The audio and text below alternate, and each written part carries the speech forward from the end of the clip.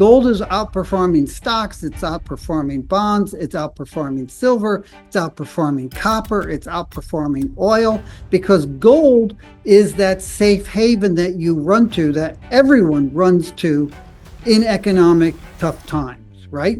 You're going to have a deep recession, you're going to have higher inflation, you're going to have lower growth, you're going to have further deterioration in the United States stature, both domestically and on an international basis. The gold price has once again hit a new record high. It's now trading above $3,400, $3,430. As I'm looking at the price right now on Monday, April 21st, Jeff Christian, managing partner of the CPM Group, is here to break down what's been driving this rally, this divergence between gold and many other asset classes, why it's been outperforming the rest of the market, what's next for the gold price, what's next for silver, and critical minerals. China has been banning key critical minerals. How will this affect the global supply chain? Very key issues we'll be discussing today. Jeff, welcome back to the show. Good to see you. David, it's a pleasure. Thank you for inviting me back. Very, very interesting time for gold. Unprecedented prices. Last time I had you back on, actually, I was shocked I didn't have you on since late November, but time flies, Jeff. Anyway, it's an opportune time to have you back. Late November, you had called for the average gold price to be around $2,700. We're looking for gold prices to average around $2,700 or so over the next year or so. And we're looking for a higher average price in 2026. We then think that that could be a cyclical peak, and you could see a period of some weakness, although we think that gold prices on an annual average basis stay above $2,000 for the next 10 years. What is your average gold price now, and why have you updated your average gold price? Yeah, we constantly update our gold price, and right now our annual average projected for 2025 is about $2,960, $2,956, and yeah, it's up about $250 from where it was 6 months ago. That basically reflects the fact that the price has been moving higher. So, we started this year at $2,662 an ounce for gold. That was compared to $2,000 at the start of 2024. So our whole structure of our model moves upward with the historical price being higher. So we're moving from a higher base. Obviously, $2,950 is down from where we are today at $3,400. Our expectation is that the price could soften over the next 5 or 6 months and then probably strengthen going forward. But the underlying factors are the tremendous risks in the economic environment and in the political environment, not only in the United States, but really on a global basis right now, and the tremendous amount of uncertainty and anxiety that those risks are bringing to investors. And I think the broader narrative that we have to address is why gold's been moving the way it has over the last couple of weeks in particular. Take a look at my screen here. This is gold versus, let me start with stocks first. So this is gold versus the S&P 500. Over the last 1 year, there's been a loose correlation. The stocks and gold have both moved up in tandem. This correlation completely broke down as of the beginning of April, as you can see in this stark divergence you see on the screen here. Is evidenced by gold going up to new all-time highs, while the stock market has continued to slide. Around the exact same time, which is beginning of April to the second week of April, gold has been diverging from other asset classes as well. The U.S. 10-year yield. This is the 10-year yield versus gold.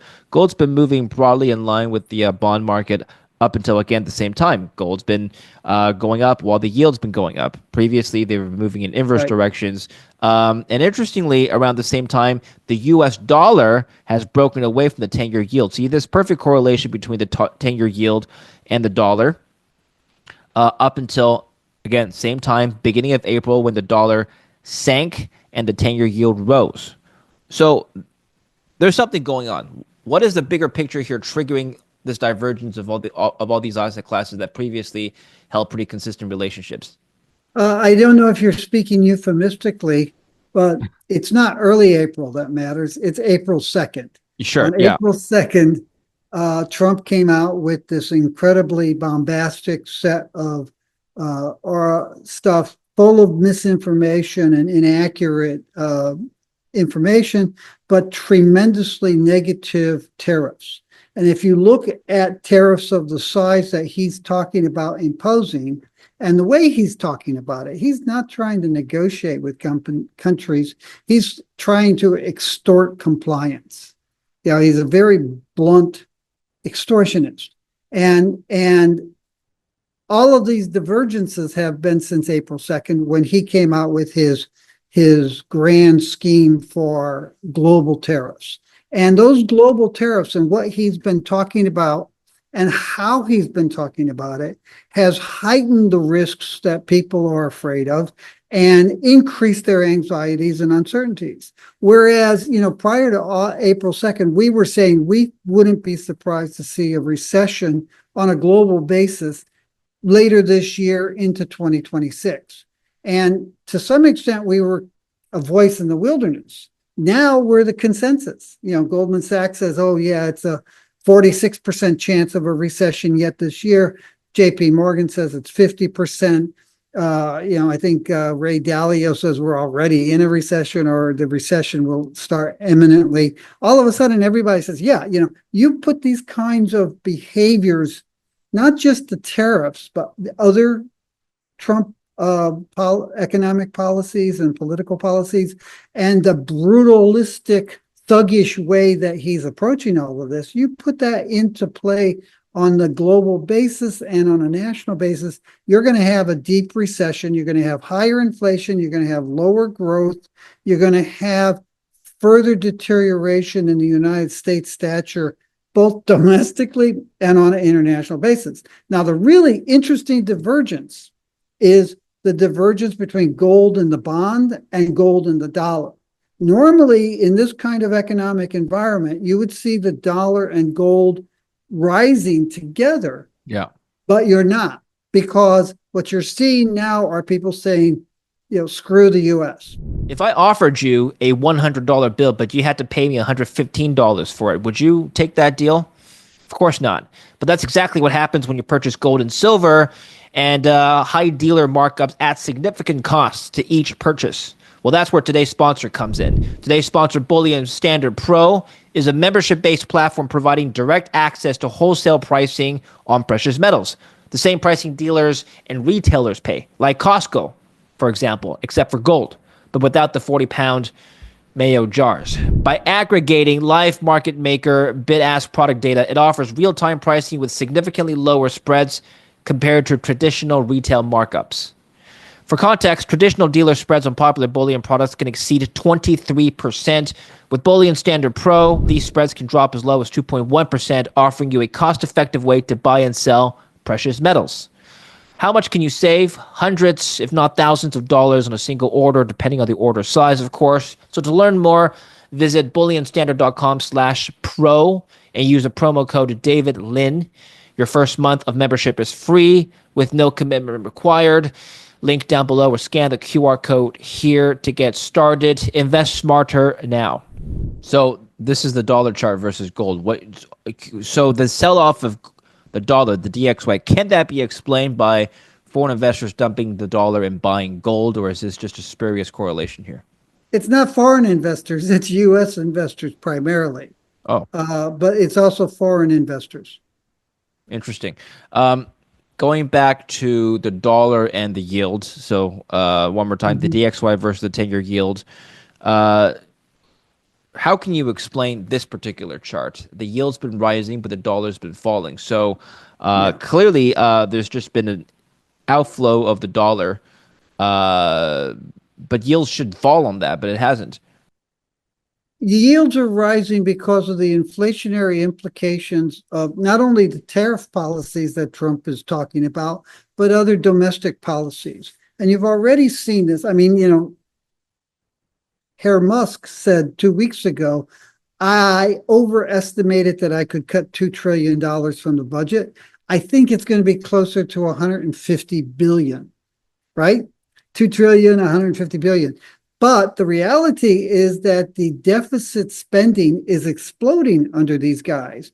You're losing business, you're losing tax revenues, you're losing other revenues, and your unemployment payments are starting to increase. You start cutting back on imports because of tariffs, you're going to have further reduction in economic growth, further reduction in corporate profits, higher inflation. And in that kind of environment, you're looking at an exploding deficit and an increase in debt for U.S. Federal debt. So, the CBO and other nonpartisan groups are saying you're talking about an addition of $580 billion a year to the annual deficits over the next 10 years based on what Trump is saying he's trying to do.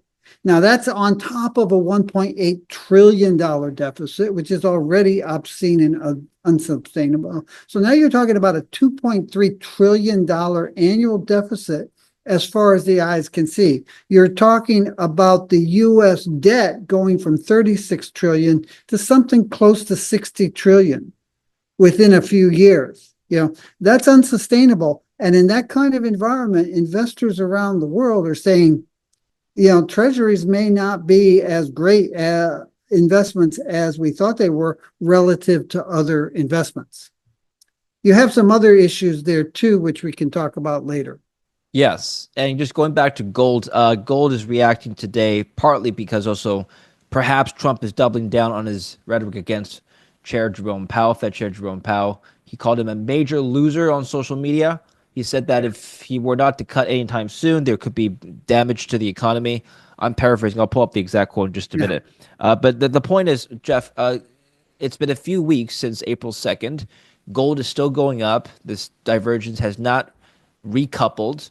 The markets seem to have, I guess, believed that things are going to get worse. Otherwise, why is gold still going up? Yeah, exactly. I mean, 2 weeks is a blink in the eyes of the markets. The reality is that over the past 2 weeks, and again, it's not just the tariffs, and a number of people have said this. Powell said this. Powell's spot on. He's talking about higher inflation, lower economic growth, the potential of a recession. And he's saying it's not just the tariffs, it's all these other policies too that you have to worry about. And Ray Dalio saying the same thing. And every major, sober, unbiased economic source of information has been saying that. And it's going to continue and it's going to get worse. Gold right now is reacting to it. Normally, if you have this kind of economic situation, what you see is investors around the world race to the dollar, to gold, to U.S. treasuries, and to a lesser extent to silver. What you're seeing now is investors around the world are racing to gold and to a lesser extent silver, and they're downplaying their interest in treasuries and in the U.S. dollar. And that's a very important long-term factor. This is not something that you would expect to be gone in 2 weeks. This is something that is suggestive of long-term, decades-long weaknesses in the U.S. economy relative to the rest of the world, and a loss of stature and status and power for the U.S.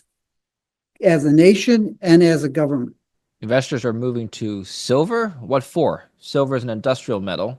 Silver is less, and silver has responded to some extent, but to a lesser extent. Silver is primarily an investment in the Indian subcontinent and in North America. Gold is an investment and a safe haven around the world. And so what you've seen is a much more powerful move into gold than you are in silver. And then you're seeing no movement into the dollar and treasuries. And in fact, you could see a strike against the treasuries. Let's take a look at what I was alluding to earlier. Truth Social, Trump's post. Preemptive cuts in interest rates are being called for by many. With energy costs way down, food prices, including Biden's egg disaster, substantially lower, and most other things trending down, there is virtually no inflation.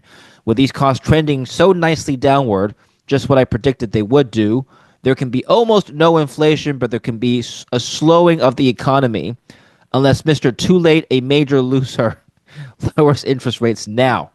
Europe has already lowered 7 times. He said Powell has always been too late, except when it came to the election period when he lowered in order to help Sleepy Joe Yeah. or later Kamala get elected. How did that work out? Okay, I think the fact that he said that the economy is going to slow, a slowing in capital letters of the economy, Yeah. unless Mr. Too Late lowers rates, which the market is not pricing in that Powell's going to do, by the way. There's a very small chance that he's going to cut by May, as priced in by the CME Fed Watch tool. So the market is looking at this and saying, well, the president is admitting that there's going to be a recession. If you want to characterize this comment, intellectually, it's puke. It's Okay. vomit. It's total garbage. He's inaccurate. Egg prices rose 6.5% last month. They're not down. They rose 10% the month before that.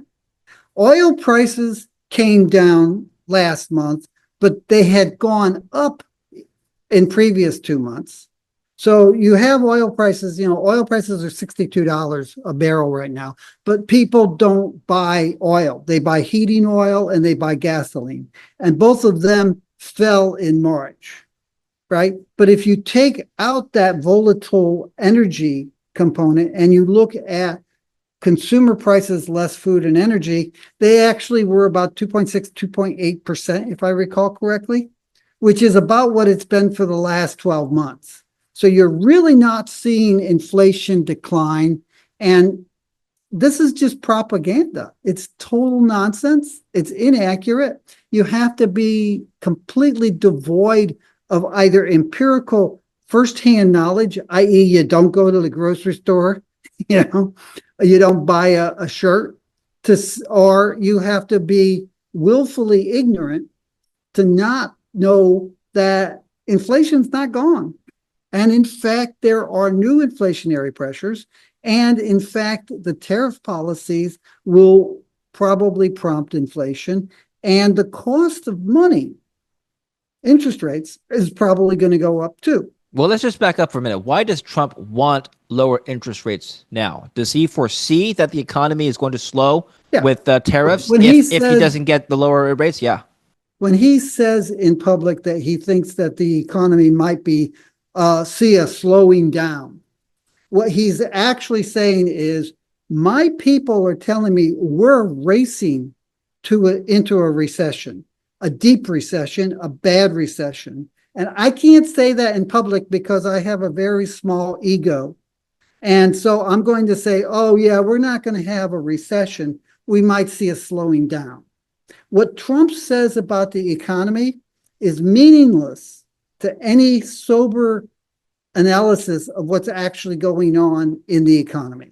Even if Trump gets what he wants, which is Fed Chair Powell to lower rates, would that be enough to prevent a recession? No. So there's nothing the Fed could do at this point. Well, there's some things that the Fed can do. What the Fed can do is stanch the bleeding. It can ameliorate the damage that a recession does. The monetary policy can only do so much. If you really want to avoid a recession, you have to radically change fiscal policy, not monetary policy. Well, okay, if you know this, if Trump's team knows this, and there's smart people working for Trump at the White House, economists, why is Mr. Too Late, as Trump calls him, still not going to move the needle here? This is the Fed Watch tool. No chance, very small chance of a cut by next month. What is Powell waiting for? Powell's not waiting for anything. Powell is paying attention to both economic activity and inflation. The Fed's charter says it is supposed to try to keep inflation under control and maximize employment, not economic activity so much, but employment. And the Fed is looking at employment holding up relatively well at this time, but the prospect of much higher unemployment going forward over the next several months. But it's really looking at inflation. And you don't have to be a genius to know this because that's what Powell said in his comments. That's what he said. He unlike Mr. Trump, is extremely honest about what he sees and what he thinks. Okay, so when do you think that the Fed, the FOMC, could change their interest rate? I think that's the wrong question, David. Okay. But to answer it, I think it's at least 6 months down the road. Wait, why is that the wrong question? What are we supposed to be looking at here? The key is not monetary policy, it's fiscal policy, and it's real supply and demand of goods and services. Those are the things that really move it. If you put a model together and say, I want to I want to model and project future economic activity, you have four sets of factors that you're going to look at. The first one is the supply of goods and services. The second one is the demand for goods and services. The third one is fiscal policy. And the fourth and least important factor is monetary policy. With all due respect to monetarists, that is the least important. The monetary policy has, to some extent, already been hijacked because the Fed can't do what it would like to do because it has to pay attention to the damage being done to the real economy by fiscal policy. One argument that I've heard, and I'd like you to evaluate this, is that the stock market going down is going to cause, hold on, the wealth effect is going to basically cause an economic slowdown through the stock market crashing. So the stock market's down, the S&P's down about 20% at its worst, about 16% year to 17% year to date now from its February highs. And the argument here is that if the stock market continues to go down, people are going to spend less money. There's going to be less investment in the private sector. The Fed will have to act if the financial markets perform poorly. So basically, Trump and his allies are forcing the Fed's hand if he continues escalating the trade war. Yeah, I mean, there are people who believe that Trump's game is to actually crash the economy so that people will say, you guys have to save us and pull us out of a recession or even a deeper recessionary situation. I don't necessarily agree with that. And I think that people who look at the stock market decline and say the stock market decline is the major factor behind the wealth effect don't understand the real economy. The wealth effect and people's concerns about declining wealth has already fallen sharply, or risen. The concerns about falling wealth have already risen sharply. You have had an enormous decline in consumer confidence as well as business investment confidence too. So you're already seeing that. Part of that, a small part of that, reflects concerns over the stock market, but a much larger part of it reflects concerns about personal employment, personal wealth. And you have to say, I mean, half the population in the United States don't own stocks and don't intend to ever have enough money to own stocks. So the stock market, there are people who don't know what they're talking about, who say that the Fed will act to protect the stock market. The Fed doesn't give a hoot about the stock market except as a leading indicator or an indicator of consumer and investor confidence. The Fed cares about employment, overall economic activity, and inflation. It cares about the real economy, and it has repeatedly said, and I don't know why people don't listen to what they say, it has repeatedly said the stock market is not the economy. If you want to know what the economy is doing, look at your economic indicators. The stock market is one economic indicator, but it's a very weak one. It's a very tenuous one. Or as my old boss at Goldman Sachs used to say, the stock market has predicted 14 of the last 3 recessions. Well, but you don't think the stock market crashing causes a recession? No. Okay. A recession causes a stock market crash. Interesting. Well, this is another indicator that people have been writing about. The gold-silver ratio spiking to above 100. Last time this happened was during the pandemic in 2020. So that was a Mhm. major world crisis. Is it signaling some sort of global crisis now that we haven't already talked about? Well, it's talking about the economic and political crisis that we are talking about. Okay. And the fact that investors, and yeah, look, gold is outperforming stocks, it's outperforming bonds, it's outperforming silver, it's outperforming copper, it's outperforming oil, because gold is that safe haven that you run to, that everyone runs to in economic tough times, right?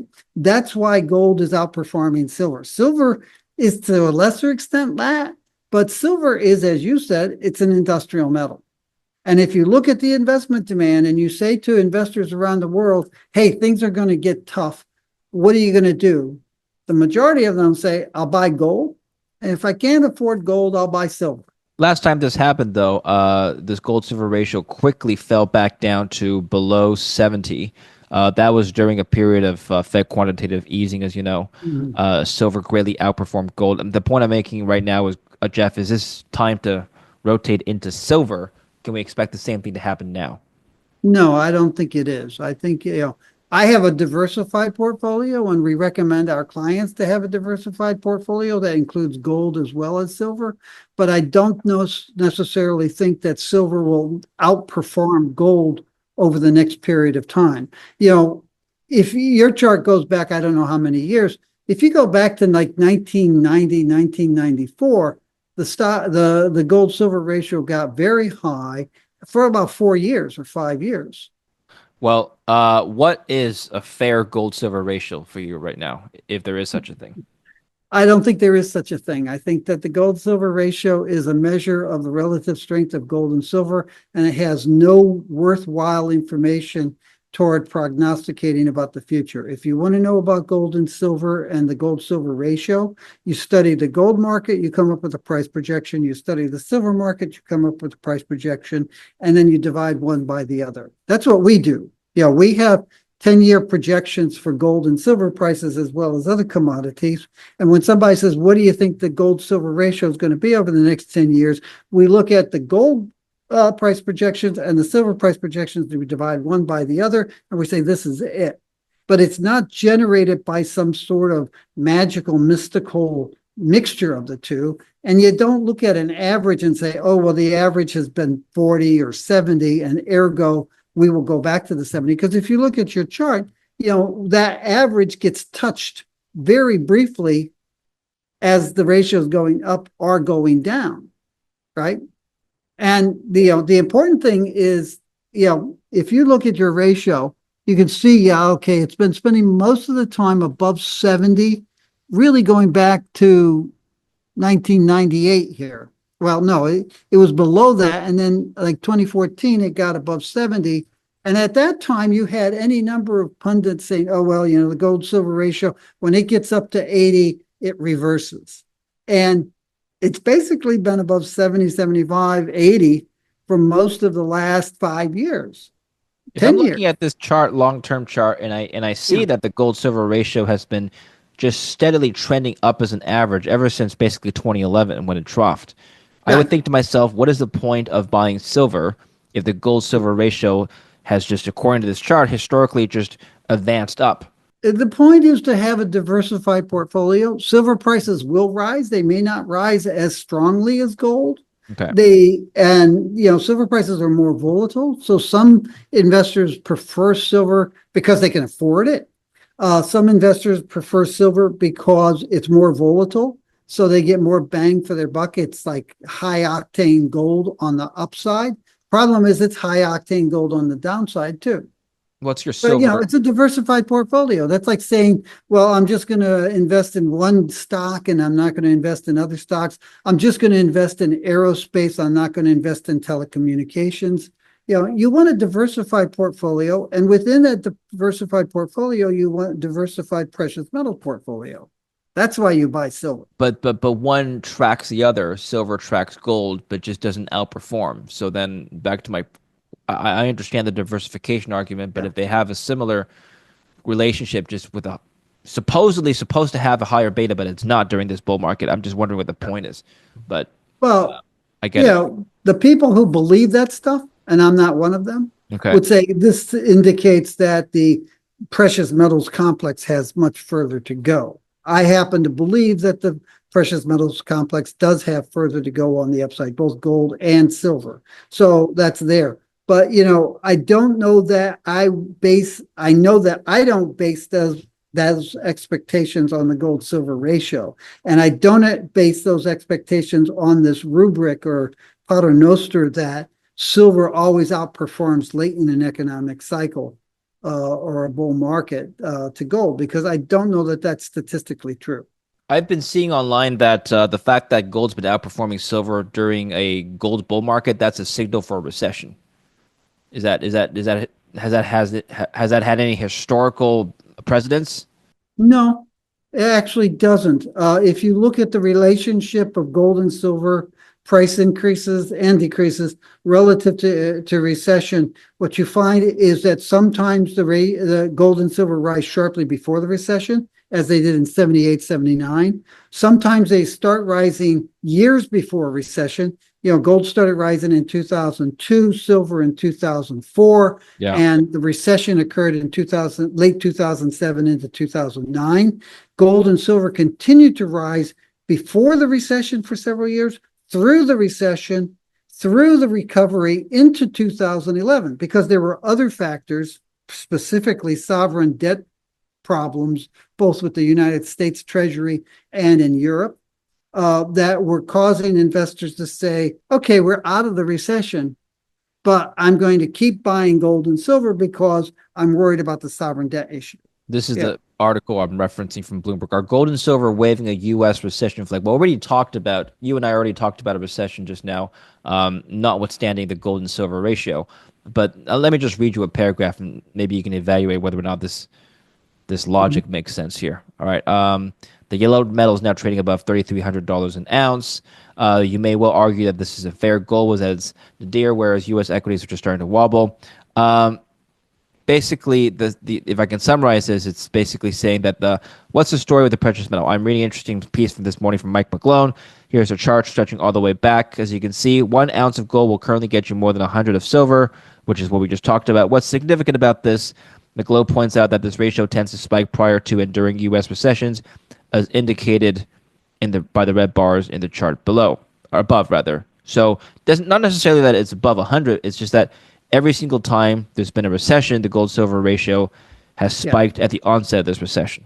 A more meaningful way to describe that chart is that in a recession, more investors are more interested in gold than they are in silver, partly because gold is seen as that financial hedge and safe haven, whereas silver is seen as something of a financial safe haven, but also an industrial metal. So silver behaves more like an industrial metal, or people hold back from silver because of its industrial uses relative to gold. Gold has 130 million ounces of new supply every year, and maybe 10% of that goes into non-jewelry fabrication. Most of it goes into jewelry and investment demand. Silver, you've probably got the reverse, and most of the silver being mined a year, say roughly 1 billion ounces being mined and refined from scrap, probably most of that goes into industrial metals, industrial fabricated products, as well as jewelry and silverware, which in some markets has a quasi investment basis. But investment demand tends to be, well, this year, investment demand might spike up as high as 10 or 15% of total silver, newly refined silver. So what that chart tells you is that gold does better in a recession. And Yes. that's true because investors turn more to gold than they do to silver. Well, what is your average silver price for the year then? I think our average silver price is around $32, $33 an ounce in there. Okay, which is currently what it's trading at now, if I'm not Yes. mistaken. Okay. Is there a particular reason why you think silver's average price is currently at the market price, whereas gold's average price for you is slightly lower than the market price right now, meaning $2,900 was your average gold price. It's currently at $3,300. So why is gold more overbought now than silver? because people are more worried about the world. Okay, all right. And people, when they're worried about the world, buy more gold than they do silver.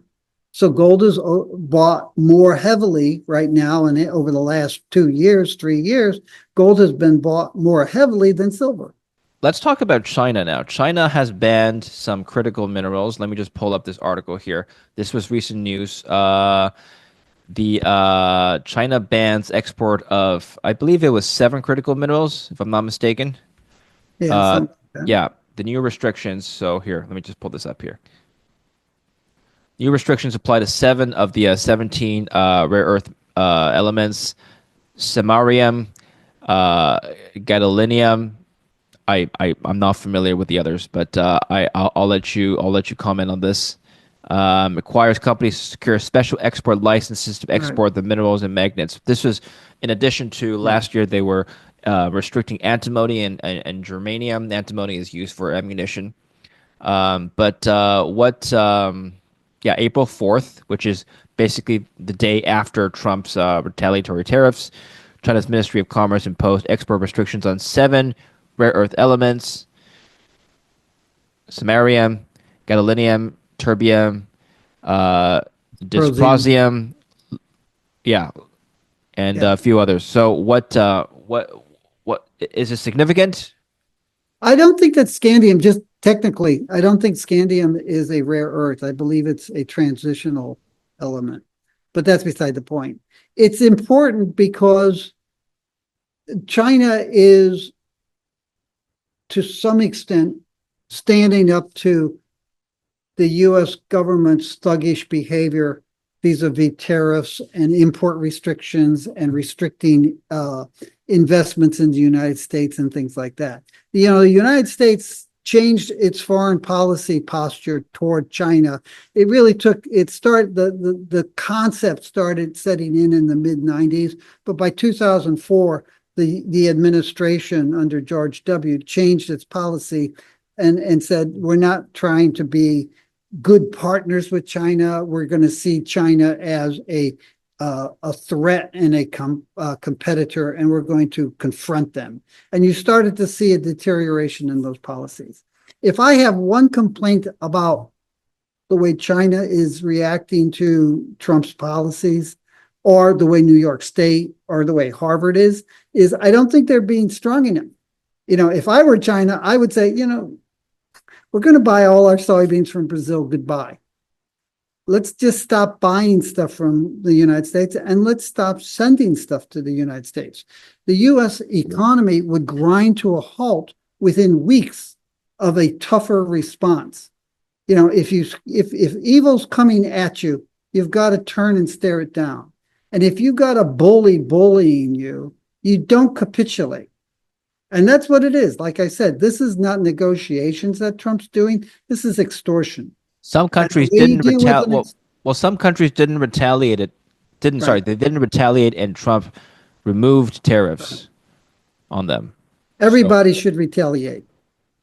That's how you deal with a bully. okay,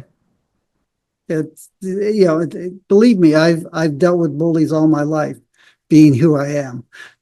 Even when I was a small boy, I dealt with bullies. And the way you deal with bullies is you turn and stand them down, stare them down. no, I appreciate that, but here the Trump administration has said don't retaliate, and they've actually followed through. Scott Bissett made the message, and then they Yeah, that's like removed a bully tariffs. saying, I'm going to punch you in the face and don't you dare try to swing back. Yeah, all right, Yeah, that's a really smart thing oh, I'm going to listen to your advice. Yeah, okay. Well, that's what a lot of countries actually ended up doing, I and then know. And it's really stupid of them. right, okay. So what do you think is the next step, I would say, between China and the U.S.? I think what is it now? A 245% tariff on China. I don't think China has I, responded by upping the tariffs at this point. I think I the thought it was Ministry of 145. Is yeah, it they two? recently just a couple of days ago raised it to 245, Yeah. and then China didn't do anything. I think they've said this is now um, a, a, the meaningless number. So I don't think they're doing Well, anything. as the joke that's going around is Trump thinks he's holding the cards. He doesn't realize they were printed and made in China. Sure. China's got all the cards. And, I don't know why it's not playing them, except that it wants to try to be diplomatic. But what it's doing actually is it's allowing the Trump administration to further accelerate the reduction in respect and power that the United States government can project around the world. Right. So going back to the critical minerals, you don't see any disruptions to the global supply chain because now these seven minerals are No, rare I earth do. minerals are banned. There will be some disruptions, and there'll be some rewiring. So those metals will go off to other places where they're used, and then the products that are made with them will go to the United States and other places. But there is a rewiring of world trade at the expense of the United States. And China's right to sort of say, yeah, let's let these guys completely destroy their global reputation and alienate all of their allies that they've built up over the last 80 years.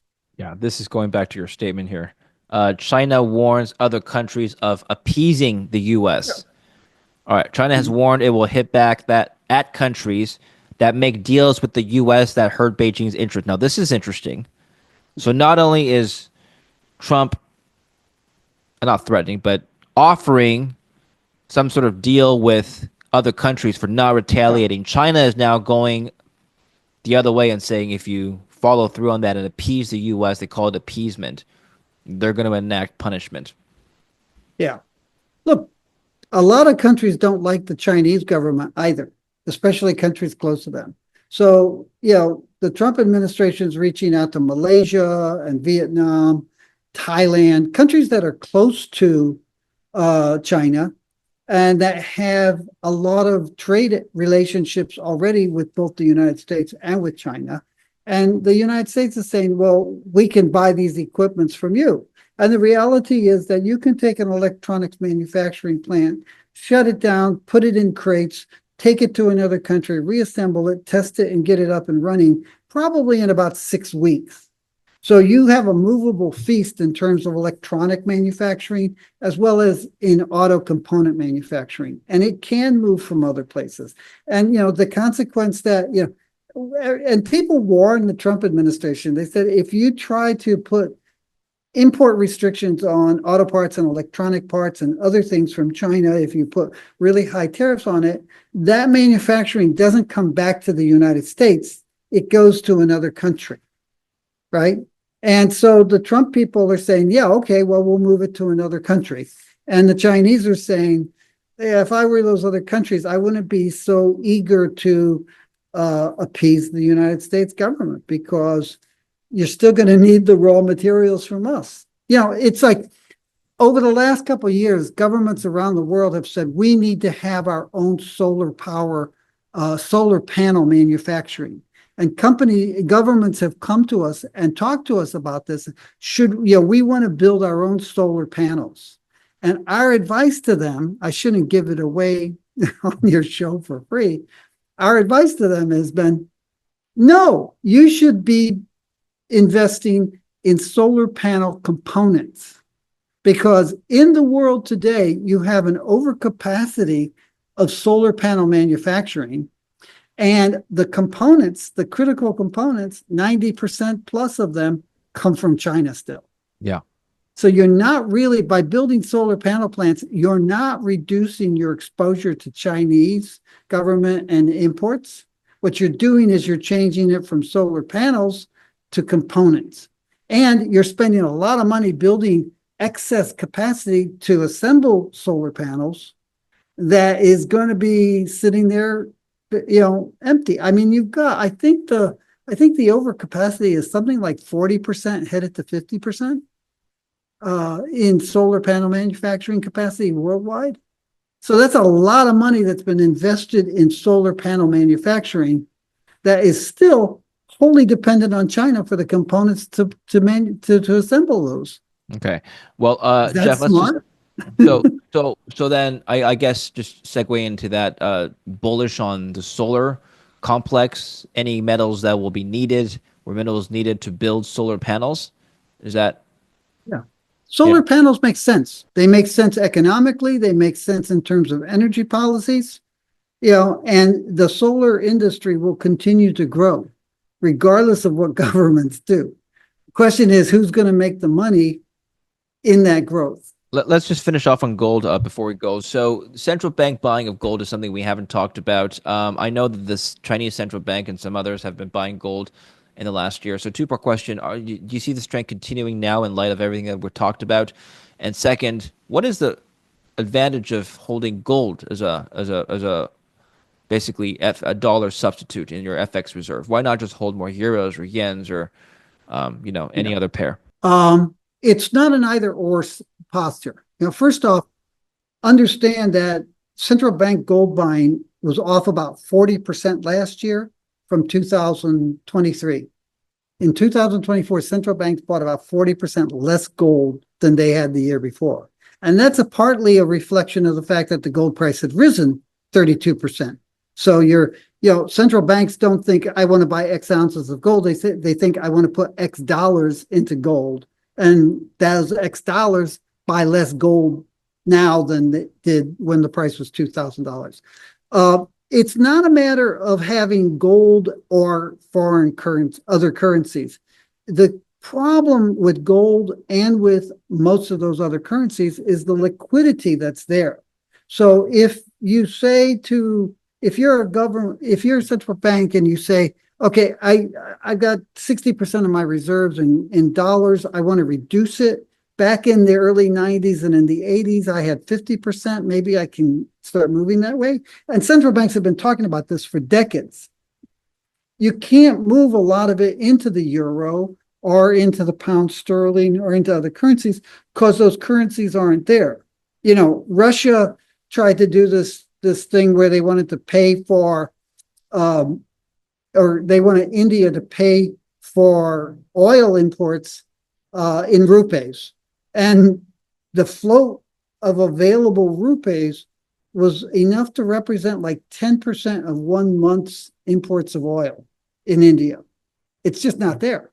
And in fact, because of the relative strength of the US economy compared to other places, if you look at the composition of monetary reserves, the big growth has been in other currencies. Euros, which are the closest thing to a competitor for the dollar, have gone from 29% to about 20% over the last 10, 15 years. So central banks are actually reducing their euro holdings as a percentage of their total reserves. That's partly because of the relative differences and the fact that the dollar has been much stronger than the euro, but it also reflects a lack of liquidity in the euro. And then you go into the pound or the yen or the Swiss franc, and then you go into those other currencies, and the liquidity and the availability of currencies to put in your monetary reserves is very low. Yeah. So you include gold. And if you look at the central banks that have been buying gold, with the exception of Russia and maybe Uzbekistan and Kazakhstan, most of those central banks, they're talking about going from, China is talking about going from 1% to 4% of their monetary reserves in gold. Other central banks are talking about going from 2% to 4% or 5% to 7%. No one's looking to massively replace their dollars with gold or with other currencies simply because the availability of gold in those other currencies is insufficient for a rapid transition away from the dollar. Jeff, that was a very thorough explanation of what's going on today. Thank you very Sorry. much.